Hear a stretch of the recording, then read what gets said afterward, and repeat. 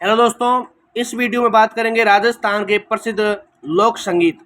लोक संगीत प्रश्न आता है हर परीक्षाओं के लिए, चाहे आप चतुश्रेणी, BSTC, REET mains, second grade या जेल प्रेरी पटवार कोई भी एग्जाम की तैयारी करें तो सभी के लिए राजस्थान कला संस्कृति की ये वीडियो बहुत ही महत्वपूर्ण है।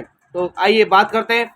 तो राजस्थान के लोक संगीत को 4 भागों में बांटा गया। कितने भागों में बांटा गया? पहला प्रश्न यही बन जाता है कि राजस्थान के लोक संगीत को कितने भागों में बांटा जाता है। तो 4 भागों में, पहला मांड गायकी, दूसरा मांगणियार गायकी, तीसरा लंगा गायकी और चौथा होता है तालबंदी।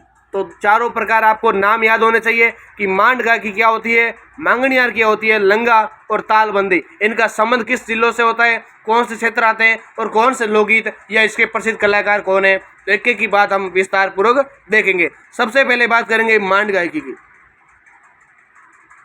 मांड गायकी के प्रमुख क्षेत्र हैं जैसलमेर और बीकानेर। तो आपको याद होना चाहिए मांड गायकी है उसके प्रमुख क्षेत्र कौन से आते हैं, एक तो जैसलमेर और एक आता है बीकानेर। ये शास्त्रीय गायन की लोक शैली है।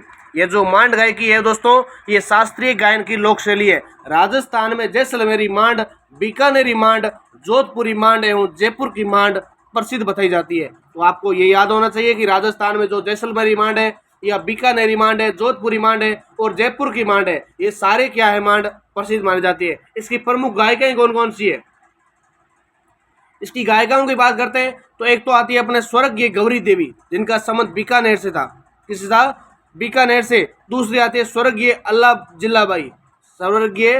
जिलाबाई, जिसकी हमने चर्चा पिछले वीडियो में की थी, जिनके द्वारा एक गीत गाया गया था, केसरिया बालम आओ नी पधारो मारे देश। इनका संबंध भी कहाँ से था? बीकानेर से। उसके बाद प्रमुख मांड गायिका थी मांगी बाई का संबंध था उदयपुर से, जबकि बन्नो बेगम का संबंध था जयपुर से। कहाँ से था? बन्नो बेगम का संबंध था जयपुर से। उसके बाद आती है जमीला बानो भी एक मांड गायिका थी, जिनका संबंध था जोधपुर से। कहाँ से था?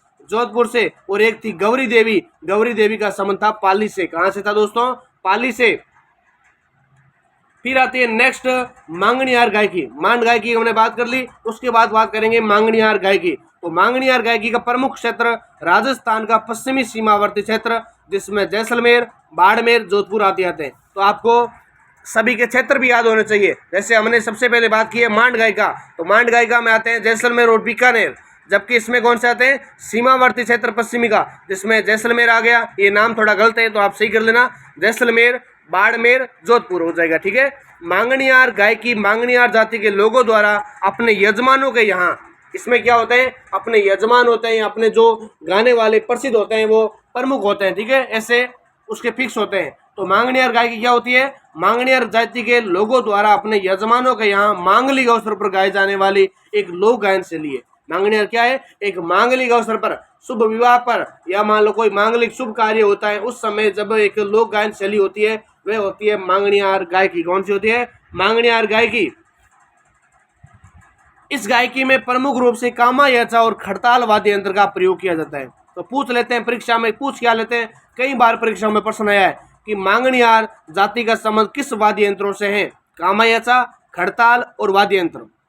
कामायचा, खड़ताल, वाद्य यंत्र। कामायचा, खड़ताल, वाद्य यंत्र का संबंध सीधे सीधे कैसे? मांगणियार जनजाति या मांगणियार लोक नृत्य से, संगीत से, ठीक है। इसके प्रमुख गायक कौन से हैं? मांगणियार के प्रमुख गायक प्रश्न ये आपके सेकंड ग्रेड में आया हुआ है, ये सीईटी के परीक्षा में प्रश्न आया है ऐसा।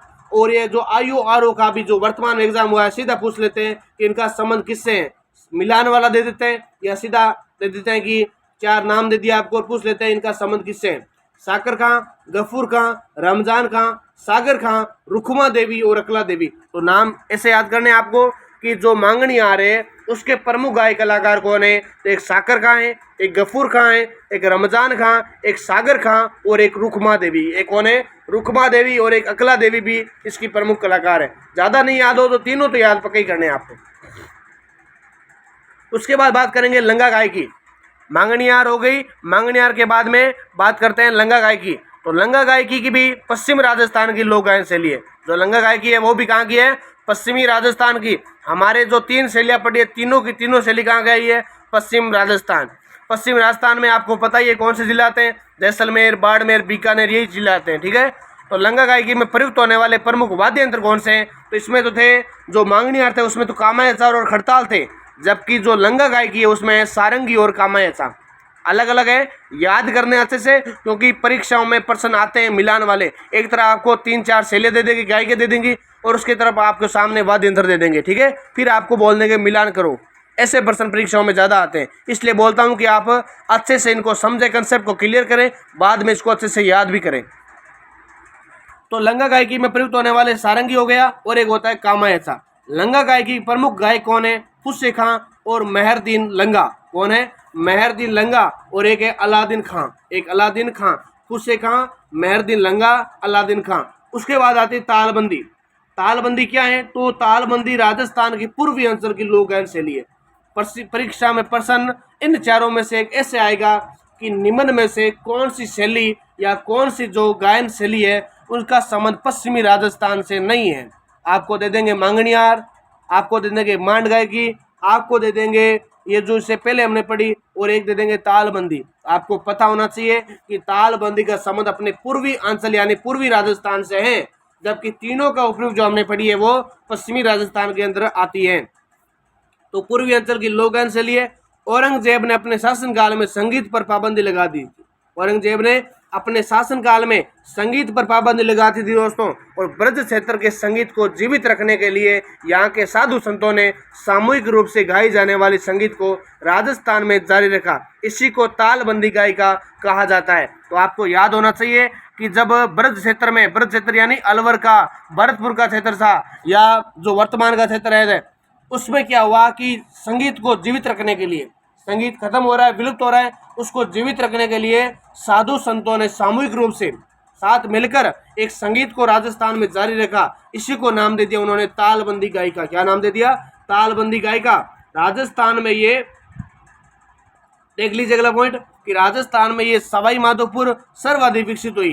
तो पूछ लेते हैं कि तालबंदी सर्वाधिक किस क्षेत्र में विकसित हुई? तो सवाई माधोपुर में, असम।